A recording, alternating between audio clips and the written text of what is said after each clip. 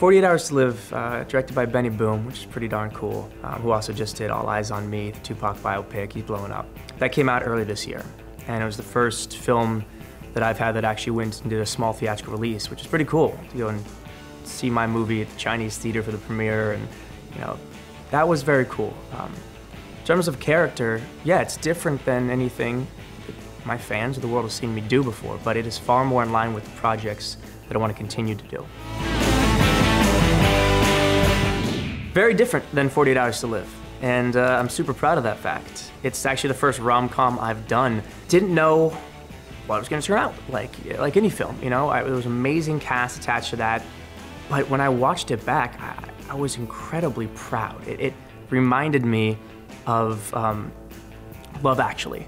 It's kind of like a younger, and I don't mean to say this because Love Actually is such a high pedestal, which is what I put that on, to compare it directly, but it really did remind me of like a younger ensemble, fun story, and when I said that to the director, it's one of the coolest moments during this screening when I saw it for the first time.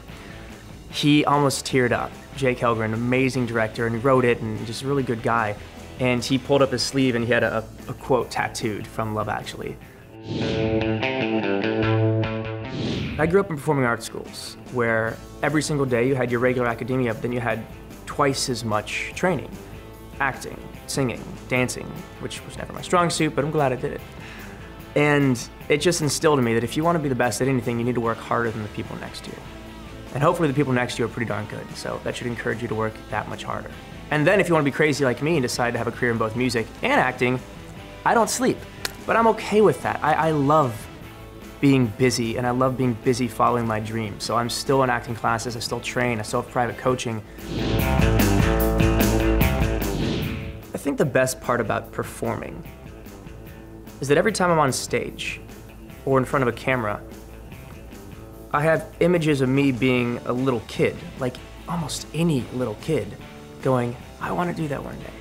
And even though there are long days, and there are aspects of the job that I guess can get annoying, that's such a small part of it, and the rest of it to me doesn't feel like work. There's a lot of directors I'd like to work with, but one of the top directors in my mind is David Ayer.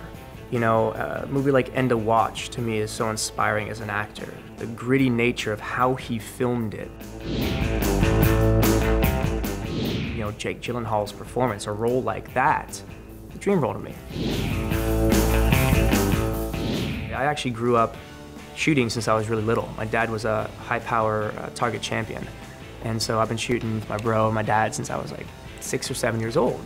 It's something I haven't really talked about much because I think there's some sort of adversity to firearms, and I understand that, but from a target shooting standpoint, it's a sport and it's really cool, and I'm damn good at it. And I was raised in a really unique environment where I got to go train in some of the best tactical firearms training schools in the world, which is what a lot of these actors go into, to do John Wick or to do something like End of Watch. And they get that type of training that I've been doing for fun my entire life. So I've always wanted to play a character where I could depict at least that portion of it in a very accurate way. And plus it'd be hella fun. What kid doesn't want to do action movies?